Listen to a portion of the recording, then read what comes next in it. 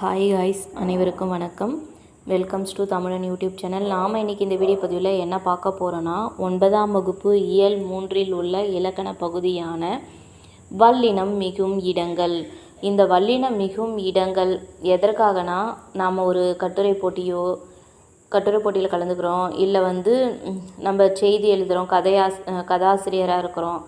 அப்போ நம்ம இந்த வல்லினம் மிகவும் இடங்களை தெரிஞ்சு வச்சுக்கிட்டா தான் நம்ம ஒரு கவிதை எழுதவோ கட்டுரை எழுதவோ சரியான முறையில் நம்ம எழுத முடியும். டிஎன்பிசி மாணவர்களாக இருந்தால் அந்த ஒற்றுப்பிழை சந்திப்பிழைகளை நீக்கி எழுதுங்க அப்படின்னு சொல்லி கொஷின் கேட்பாங்க. அதுக்கும் நம்ம ஆன்சர் கரெக்டாக எழுதணும்னா இந்த வல்லினம் மிகும் இடம் மிகா இடம்லாம் தெரிஞ்சு வச்சுக்கணும். நாம் இதில் வல்லினம் மிகும் இடங்களை தான் நம்ம பார்க்க போகிறோம். ஏற்கனவே நம்ம 8th ஸ்டாண்டர்டில் வல்லினம் மிகும் இடம் மிகா இடத்தை நம்ம பார்த்துருக்கோம். அந்த பதிவையும் பார்த்துட்டு அதுக்கப்புறம் இந்த 9th ஸ்டாண்டர்ட் பதிவை பார்த்திங்கன்னா இன்னும் தெளிவாக புரியும். வாணன் வேலை கொடுத்தான். ஃபஸ்ட்டில் வாணன் வேலை கொடுத்தான். வாணன் வேலை கொடுத்தான். இந்த 2 தொடர்களுக்கும் உள்ள பொருள் வேறுபாடு என்ன? ஃபஸ்ட்டு வாணன் அப்படின்றவன் வேலை கொடுத்தான்னா அந்த வேலை கொடுக்குறான் அப்படின்ற மாதிரி பொருள் வருது. வாணன் வேலை கொடுத்தான் அப்படின்னா எனக்கு ஏதோ ஒரு ஒர்க்கு கொடுக்குறான் அப்படின்ற மீனிங் வருது. இந்த வல்லெழுத்துக்கள் கா சா தா பா ஆகிய 4ம் மொழிக்கு முதல்ல வரும். இது நிலைமொழியோட புணர்கையில் அவற்றின் மெய்யெழுத்துக்கள் தோன்றி புணரும். இதை தான் நம்ம வல்லினம் மிகுதல் என்பர். வல்லெழுத்துக்கள் கா சா தா பா ஆகிய 4ம் மொழிக்கு முதல்ல தான் வரும். இவை நிலைமொழியோட புணர்கையில் அவற்றின் மெய்யெழுத்துக்கள் தோன்றி புணரும். இதை தான் நம்ம வல்லினம் மிகுதல் என்பர். எந்தெந்த இடங்களில் வல்லினம் மிகும் என்பதை நம்ம விதிகள் மூலமாகவும் எடுத்துக்காட்டு மூலமாகவும் நம்ம பார்க்கலாம். அதுக்கு முன்னாடி இந்த பாக்ஸுக்குள்ளார இருக்கிறத நம்ம பார்க்கலாம். தோன்றல் திரிதல் கெடுதல் அப்படின்னு விகார புணர்ச்சி 3 வகைப்படும்ன்றதை நம்ம பார்த்தோம். இந்த வல்லினம் மிகுந்து வருதல் தோன்றல் விகார புணர்ச்சின்னு பார்ப்படும். அப்புறம் சொல்லமைப்பின் கட்டுப்பாடுகளை பேணவும். இது எதுக்காக யூஸ் ஆகுது? இந்த வல்லினம் மிகும் இந்த புணர்ச்சி எதுக்காக யூஸ் ஆகுது அப்படின்னா, சொல்லமைப்பின் கட்டுப்பாடுகளை பேணவும், பொருள் மயக்கத்தை தவிர்க்கவும், பேச்சின் இயல்பை பேணவும், இனிய ஓசைக்காகவும் இவ்வல்லின எழுத்துக்களுடைய புணர்ச்சி இலக்கணம் தேவைப்படுது. இப்போ உரைநடையில் வல்லினம் மிக வேண்டிய இடங்களை நம்ம பார்க்கலாம். ஆ இ என்னும் சுட்டெழுத்துக்களுக்கு பின்னாடியும் அந்த இந்த என்னும் சுட்டு பெயர்களின் பின்னும் ஏ என்னும் வினா எழுத்துக்கு பின்னும் எந்த என்னும் வினாச்சொல்லின் பின்னும் வல்லினம் மிகும். இதற்கான உதாரணம் அச்சட்டை, இந்த காலம், எத்திசை, எந்த பணம். நெக்ஸ்ட்டு ஐ என்னும் 2ஆம் வேற்றுமை உருபு வெளிப்படும் தொடரில் வல்லினம் மிகும். இதற்கு எக்ஸாம்பிள் கதவை திற, தகவல்களை திரட்டு, காட்சியை பார். கூ என்னும் 4ஆம் வேற்றுமை உருபு வெளிப்படும் தொடரில் வல்லினம் மிகும்.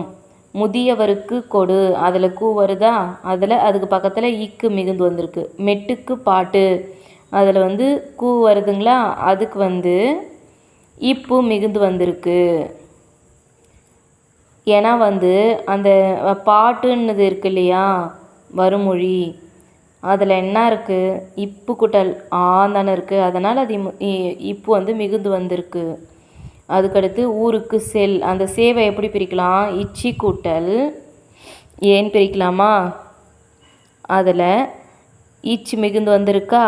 4ஆம் வேற்றுமை உருபு வெளிப்படுற தொடரில் வல்லினம் மிகும். அதுக்கப்புறம் என ஆக போன்ற சொல்லுறுப்புகளுக்கு பின்னாடி வல்லினம் மிகும். என கேட்டார், வருவதாக கூறு. மேற்கண்ட வல்லினம் மிகும் இடங்களை இனங்கண்டு நம்ம பயன்படுத்த தொடங்கினாலே நம்ம தவறுகளை, நம்ம எழுதும் போது வர தவறை திருத்திடலாம்.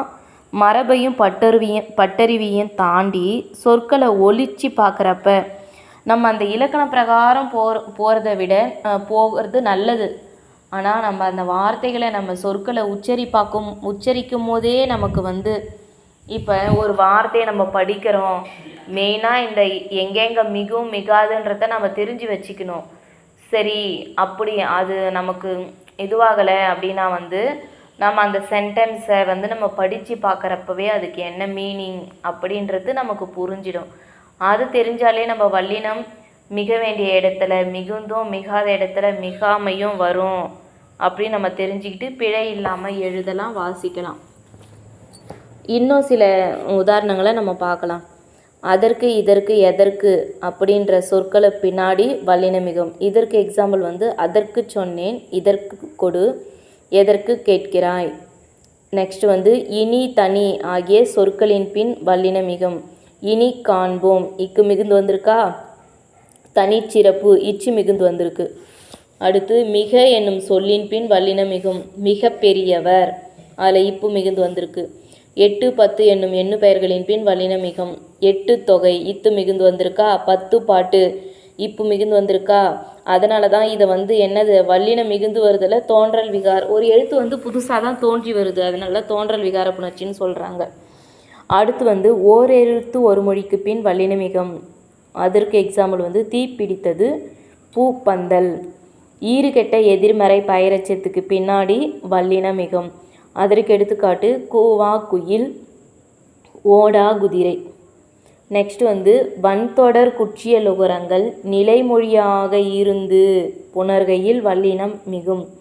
கேட்டு கொண்டார், விற்று சென்றேன். நெக்ஸ்ட்டு அகர இகர ஈற்று வினையெச்சங்களுடன் புணர்கையில் வந்து வல்லினம் மிகும்.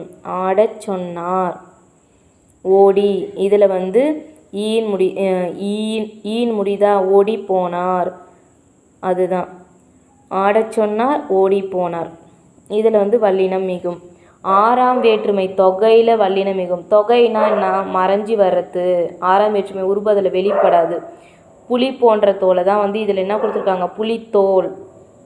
அப்போ ஆறாம் வேற்றுமை தொகை என்னது, ஐயால் கூ போன்ற தோல் இல்லை, புலியினது தோல். புலித்தோல்ன்ற இல்லையா, அது வந்து புலியினது தோல். ஆறாம் வேற்றுமை உருபுனது ஐ ஆல் கூ இன் அது, அது வருதா, அந்த வேற்றுமை தொகை வரப்ப வல்லினம் மிகும். திசை பெயர்களின் பின்னாடி வல்லினம் மிகும். அதற்கு எடுத்துக்காட்டு வந்து கிழக்கு பகுதி, வடக்கு பக்கம். அதுக்கடுத்து இரு பெயரொட்டு பண்பு தொகையில் வந்து வல்லினம் மிகும். 2 பெயர் வருதா, மல்லிகைன்றது ஒரு பெயர், பூன்றது ஒரு பெயர். அதில் வந்து இப்பு மிகுந்து வருது, மல்லிகைப்பூ. சித்திரைன்றது ஒரு பெயர், திங்கள்ன்றது இன்னொரு பெயர், சித்திரை திங்கள். அதுக்கடுத்து உவமை தொகையில் வந்து வல்லினம் மிகும். தாமரை பாதம், இது எப்படி இடம்பெறும், தாமரை போன்ற பாதம். அதில் வந்து ஓம உருபு மறைஞ்சு வந்திருக்கு, அதனால தான் உவமை தொகைன்னு சொல்கிறோம். அதில் இப்பு மிகுந்து வந்திருக்கு, தாமரை பாதம். அப்புறம் சால தவ தட குழ அப்படின்ற உரி சொற்களுக்கு பின்னாடி வந்து வல்லினம் மிகும். சால பேசினார், தவச்சிறிது. அதுக்கப்புறம் தனி குற்றெழுத்த அடுத்து வரும் ஆகார எழுத்துக்கு பின்னாடி வல்லினம் மிகும். அதற்கு உதாரணம் நிலாச்சோறு, கனா கண்டேன். சில உருவக சொற்களில் வல்லினம் மிகும். அதற்கு உதாரணம் வந்து வாழ்க்கை படகு, உலக பந்து. நன்றி, வணக்கம்.